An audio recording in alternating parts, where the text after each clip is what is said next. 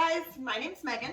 Welcome to Megan's Craft Room. Today I'm going to show you how to make a handcrafted leather sheath. Kind of like this one. For this project you're going to need, of course, something to make a sheath for, something to make a stencil on, piece of paper, notebook paper, whatever. You're going to need veg tan leather. I'd say 12 to 16 ounce leather works best. This is your very first time trying to make a sheath. Go to either your local leather shop or Tandy and you get a belly strip. They are extremely strong.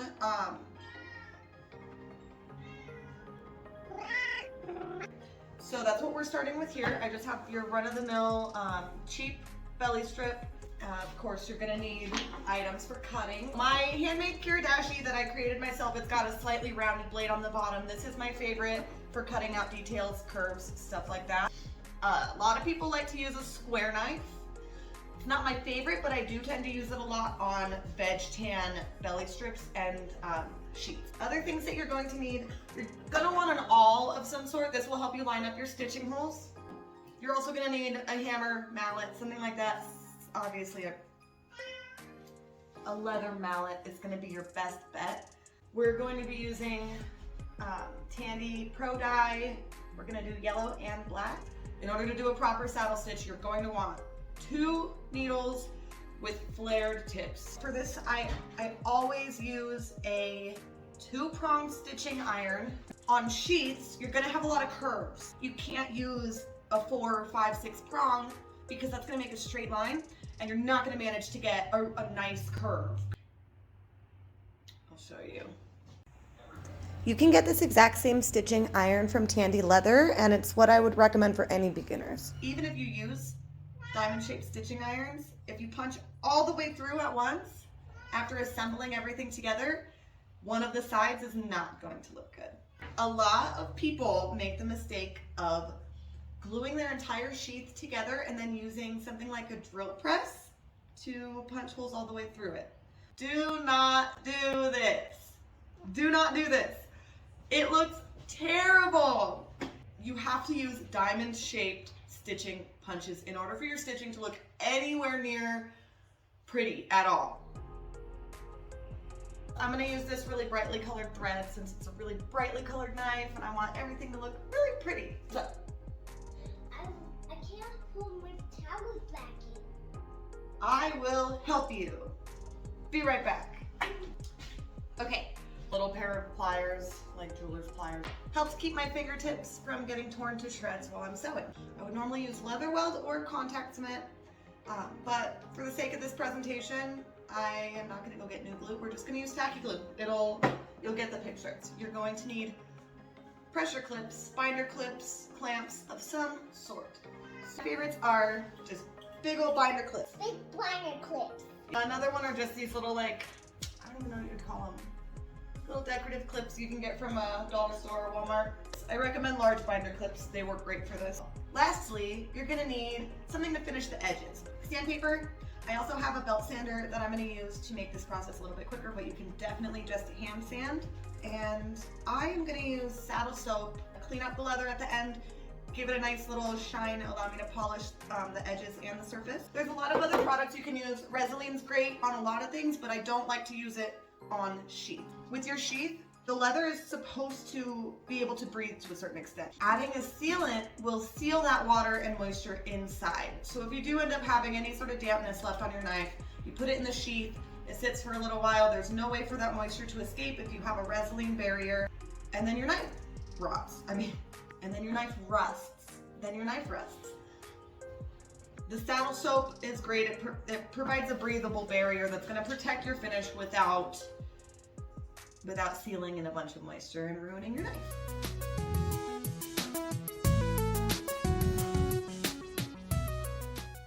You're going to start out with an outline of your entire knife and then go in and draw a border around your blade. Stay about 3/4 of an inch away from the edge of your blade and then mark where you would like your sheath to sit on the handle of your knife. One important thing to consider is that you want to make sure enough of the weight of your knife is going to be inside of the sheath. If too much of your handle is sticking out, then it may fall out. If not enough is sticking out, you won't be able to grab it. Then draw a second outline so you can design the belt loop. Okay, cool. So now that we have our shapes drawn out, we're going to go ahead and cut out our pattern.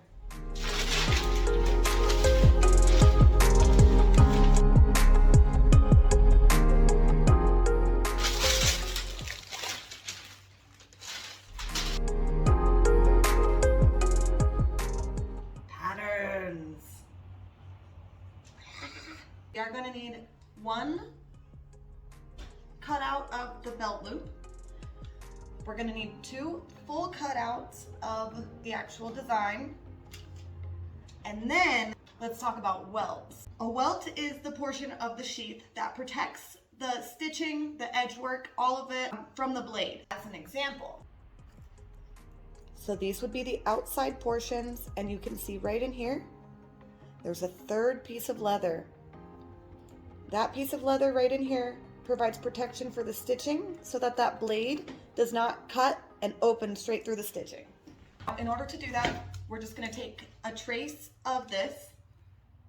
We're going to lay our blade right on top of it, and we're going to cut out the portion that the blade needs to sit in.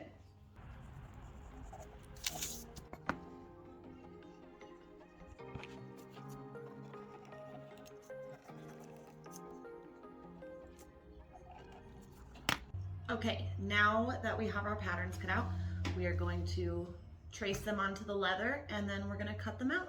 So let's go.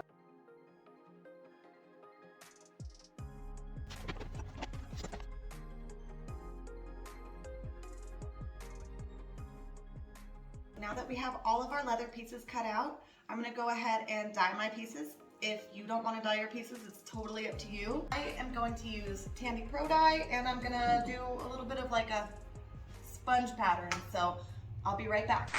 We actually have to finish all the edges that are going to be exposed on the belt loop, because once you attach it to this piece, you won't be able to access those edges anymore. So take your sandpaper and just... Okay, once you've sanded all your edges, you're going to want to take a little bit more dye. Just kind of touch them up a little bit.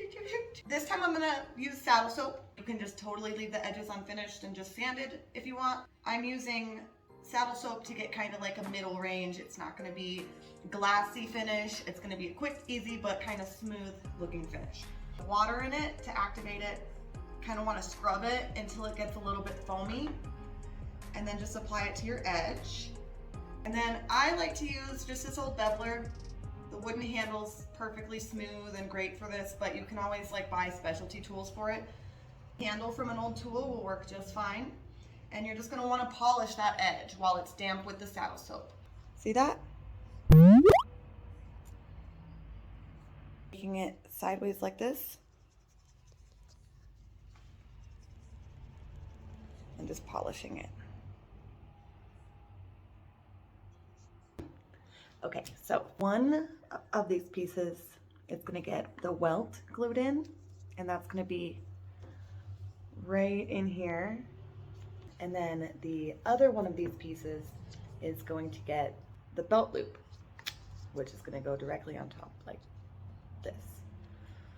Then this top edge is gonna need to be finished. But yeah, we'll get to that in a second. So I'm gonna go ahead and I'm gonna glue these up.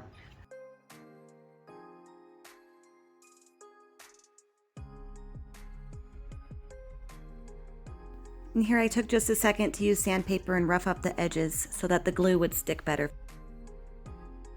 All right, well, now that we're done with that, we have to let this dry.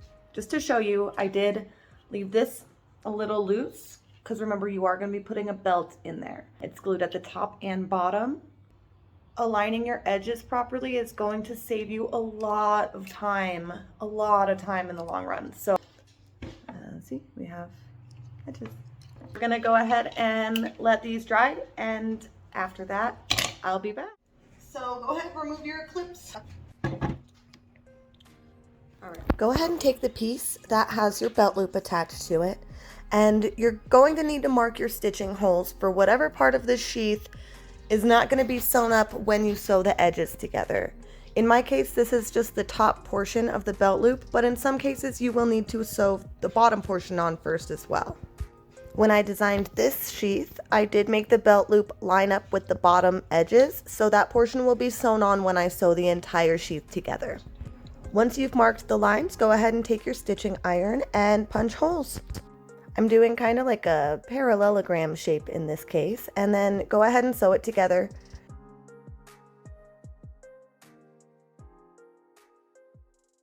When I get to the end, I usually tuck the thread in and then secure it with a little bit of glue.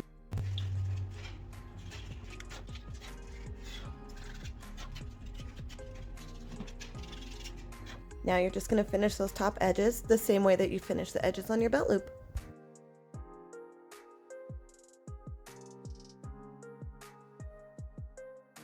If you've got both of your top edges done, then you're ready to start punching your stitching holes.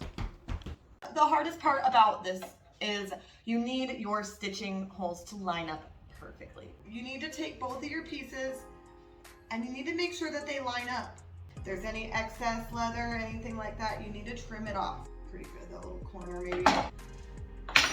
And I'm just gonna draw a line around the outside that is going to represent where we're putting our stitching holes. You're gonna want this line to be right here, right down that center of the welt. You don't want to get it too close to the edge here, because then your blade is going to cut through that stitching when it hits the welt. You're going to want this line to end up going right down the center, but we're drawing it on the top. Put it flat on the table and you run this right. We are seriously so close. You want to take the piece with your welt and you're going to make sure that it fits. The thicker that your blade is, the thicker you're going to need, or the more extra wiggle room you're going to need. You wait until the end, you put it all together, and then you go to put your knife in, and suddenly there's not enough room for your blade. Well, I have some little sewing pins, like little tiny needles, for making sure that all of your stitching holes are lined up perfectly when you glue. Come in a little closer, a little closer. A couple of things I need you to remember. You need to have the exact same number of holes on both pieces. And you want to start punching at the tip of your sheath. We have our line. Your first hole is right in the corner. Go ahead and punch through. And then when you come back, you want to line your first iron up with that second hole. Then once I have that one punched, I can use that to mark exactly the distance and so on and so forth. That way all of my stitching holes are exactly the same distance. We're going to be gluing this together and you want to make sure that you have glue on both the inside and the outside of where your stitch holes are. Try your very best not to get very much glue in the holes. So my strategy is usually a line of glue on the inside, line of glue on the outside, and then I kind of smear it in.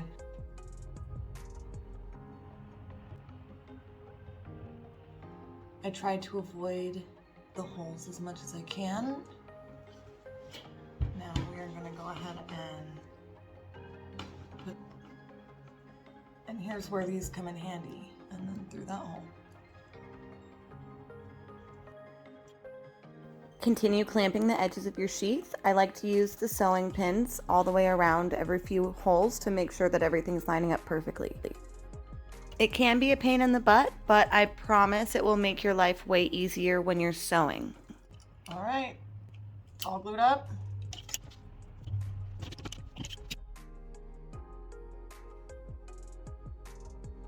So if you've made it this far on your own sheath, you're doing amazing. Take your clips off and check out your sheath.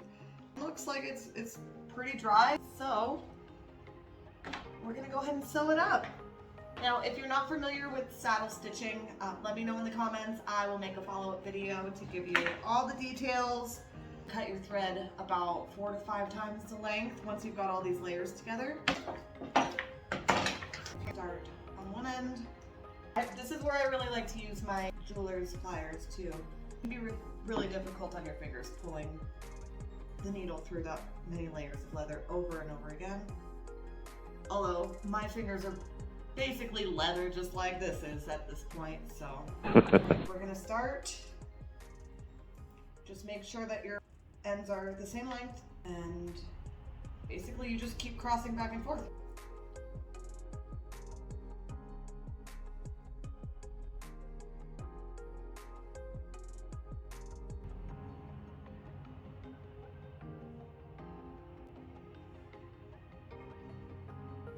The best way for you to hide those loose thread ends is to go back a couple of stitches and then stab straight out through your edge. That's how you hide your ends. Of course, if you're going to burn the ends as well at this point, please be extra careful. Now that you're done with your stitching,